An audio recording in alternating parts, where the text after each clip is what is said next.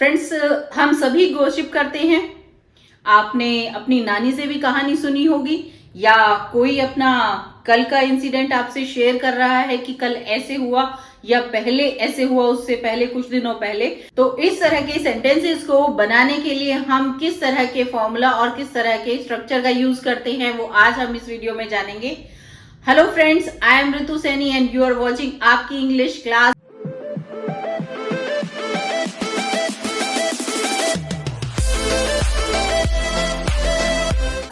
Today we are going to start past indefinite tense. इस past indefinite tense के through हम सीखेंगे कि past की कैसी सेंटेंसेस, कौन कौन से सेंटेंसेस होते हैं और किस तरह की कॉन्वर्सेशन और सेंटेंसेस को, वाक्यों को हम past indefinite के थ्रू बना सकते हैं। तो जैसे कि इसके नाम में ही है past indefinite। past indefinite को हम past simple भी कहते हैं। क्या कहते हैं past indefinite को? past simple। But past indefinite जैसे कि इसके नाम में ही है पास्ट इंडेफिनिट। पास्ट के बारे में जो इंडेफिनिट चीजें होती हैं उनके बारे में हम इस टेंस में बात करते हैं।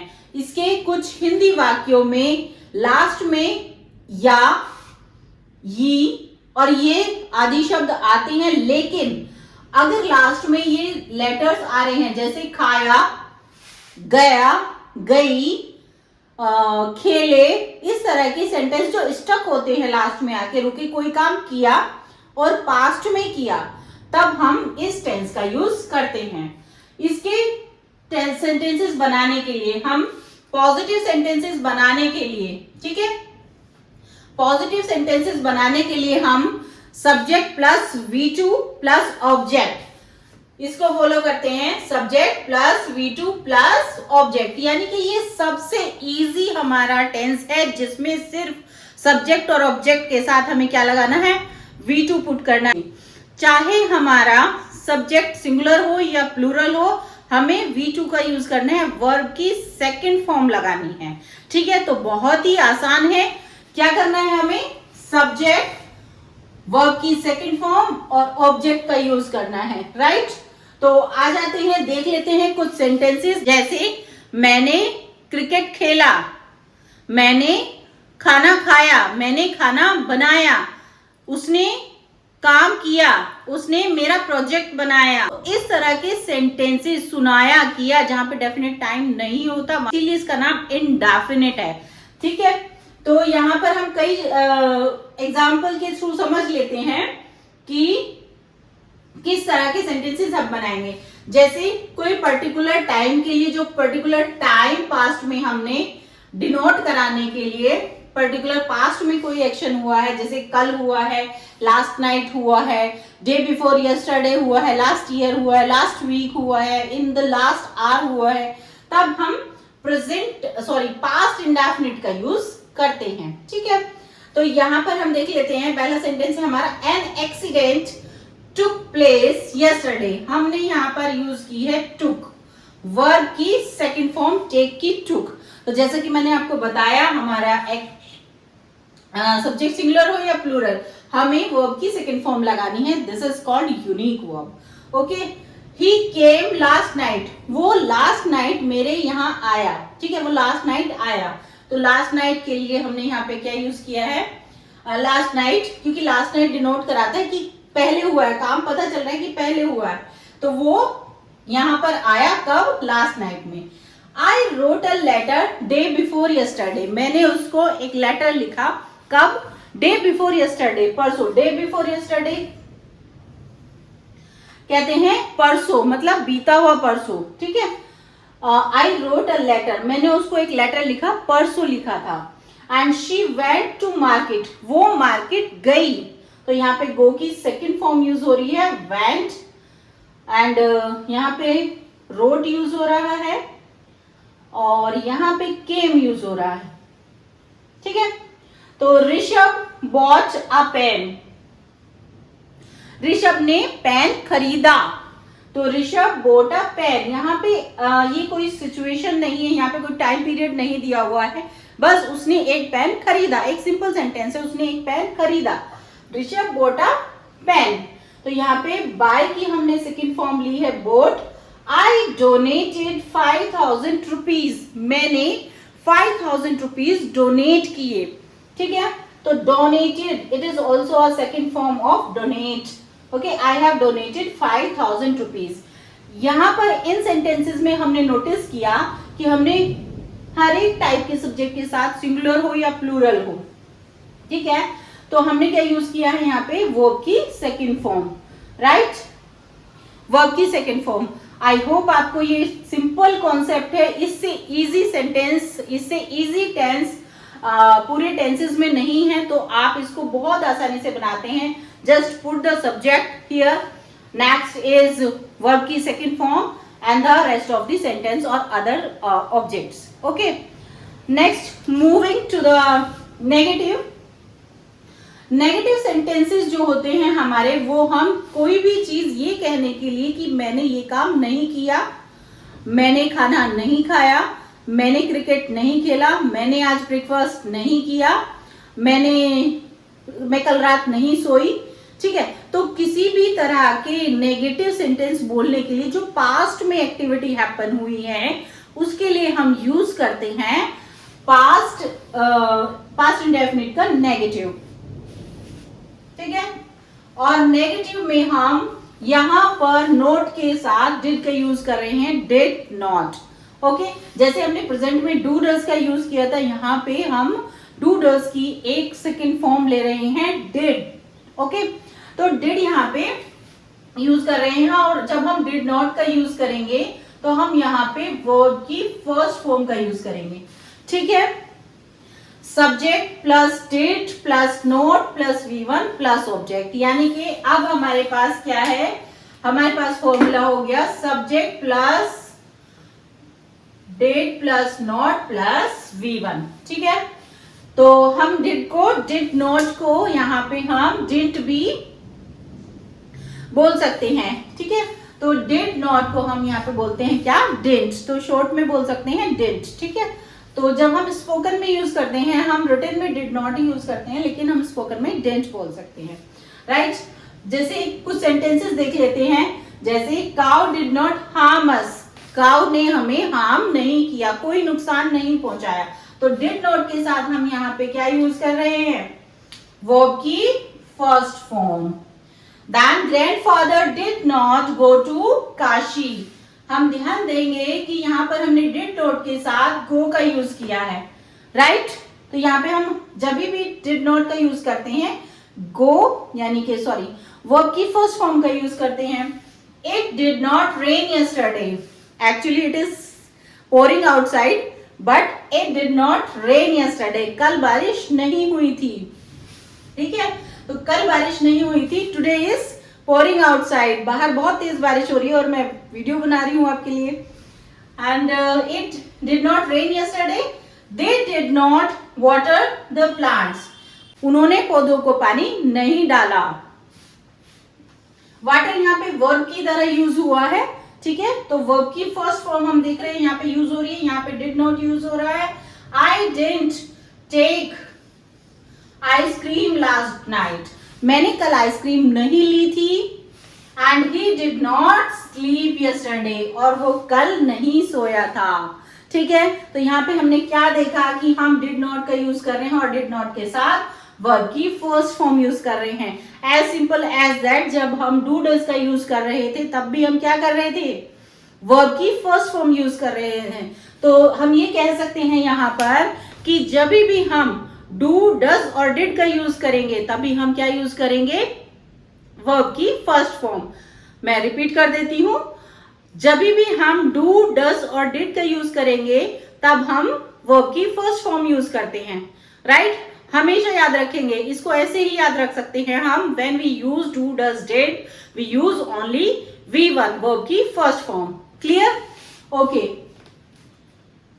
तो अभी ये कॉन्सेप्ट आपको पॉजिटिव नेगेटिव का आई होप समझ में आया होगा, और ये बहुत इजी करके मैंने बताया है। अगर इसमें आपको कोई डाउट है तो आप मुझे कमेंट बॉक्स में पूछ सकते हैं, और अगर आप यहाँ तक मेरे साथ वीडियो में बने हुए हैं तो वीडियो को एक लाइक जरूर कर दीजिए। Thank you so much. हमने सेंटेंस सीख लिए, हमें रिप्लाई कैसे करना है, यस और नो में कैसे रिप्लाई करना है। कोई बात हमें कहनी है मैंने ये काम किया और नहीं किया। अभी तक हमने ये सीखा अगर हमसे कोई क्वेश्चन पूछता है या हमें किसी से क्वेश्चन पूछना है तो हम कैसे पास्ट में उस बात को कहेंगे, उसके लिए हम यहाँ पे देख लेते हैं। ये है आपका इंटेरोगेटिव सेंटेंसेस। 2 टाइप के होते हैं जो कि मैंने अपने हिसाब से कैटेगराइज किया हुआ है, टाइप 1 एंड टाइप 2। ठीक है, जैसे मैंने आपको पहली वीडियोस में बताया हुआ है कि टाइप 1 मैं यहाँ पर उन सेंटेंसेस को लेती हूँ जिनमें आपके क्वेश्चन का आंसर यस और नो में आप रिप्लाई कर सकते हैं और हेल्पिंग वर्ब से स्टार्ट होता है। दूसरा, यहाँ पे जो इंटेरोगेटिव टाइप 2 में यूज करती हूँ वो करती हूँ क्वेश्चन वर्ड के लिए, जिसमें हम क्वेश्चन ही आस्क करते हैं, कंप्लीट आंसर आपको देना होता है, यस और नो में रिप्लाई नहीं कर सकते हैं। तो सबसे पहला देख लेते हैं हम डिड के लिए। तो डिड हम यूज करते हैं इन सेंटेंसेस में स्टार्टिंग में। ठीक है, तो सबसे पहले देख लेते हैं हम इसका फॉर्मूला क्या होगा। फॉर्मूला होगा हमारा did plus subject plus V1 plus object. अब जहां पर भी हम डिड का यूज करेंगे, चाहे वो नेगेटिव हो, इंटरोगेटिव टाइप 1, इंटरोगेटिव टाइप 2 हो, वहां पर हम डिड के साथ वर्ब की फर्स्ट फॉर्म का यूज करेंगे। Always remember, okay. तो did plus subject plus V1 plus object, ये हो गया हमारा इसका फॉर्मूला। ठीक है, और इसके अकॉर्डिंग हम सारी चीजें पुट करेंगे। अब इसमें किस तरह के सेंटेंस आते हैं, जैसे उसका एक्सीडेंट, क्या उसका एक्सीडेंट हो गया, क्या उसने खाना खा लिया, क्या उसने फल खाए, क्या उसने नाश्ता कर लिया, क्या उसने पौधों को पानी डाल दिया, क्या उसने लेक्चर ले लिया अपना, क्या उसने पूरा काम कर लिया, क्या उसने बच्चों को पढ़ा दिया, क्या उसने खाना बना लिया, क्या उसने खाना खा लिया। इस तरह के सभी सेंटेंस को बनाने के लिए, इस तरह की सभी बातों को करने के लिए हमें क्या यूज करना पड़ेगा, स्टार्टिंग में डिड का यूज करना पड़ेगा। तो डिड से हम सेंटेंस को स्टार्ट करेंगे। आइए देख लेते हैं कुछ examples. Did you begin your work, क्या तुमने काम शुरू कर दिया, did you begin your work. तो यहां पर हम देख सकते हैं कि हमने स्टार्टिंग में लिया है डिड, देन सब्जेक्ट, और हमने वर्ब की फर्स्ट फॉर्म को यूज किया है, राइट। तो हम डिड के साथ वर्ब की फर्स्ट फॉर्म को यूज करेंगे, did you begin your work, क्या आपने अपना काम शुरू कर दिया। Did he eat any fruit, क्या उसने कोई फल खाया, did he eat any fruit. Did she study at Jaipur, क्या वो जयपुर में पढ़ी। तो यहाँ पे हमने स्टार्ट में लिया डिड और स्टडी की फर्स्ट फॉर्म हमने यूज की है, तो did she study at Jaipur. Did she abuse you, क्या उसने तुम्हें गाली दी, डिड शी अब्यूज यू, क्या उसने तुम्हें गाली दी, डिड शी अब्यूज यू।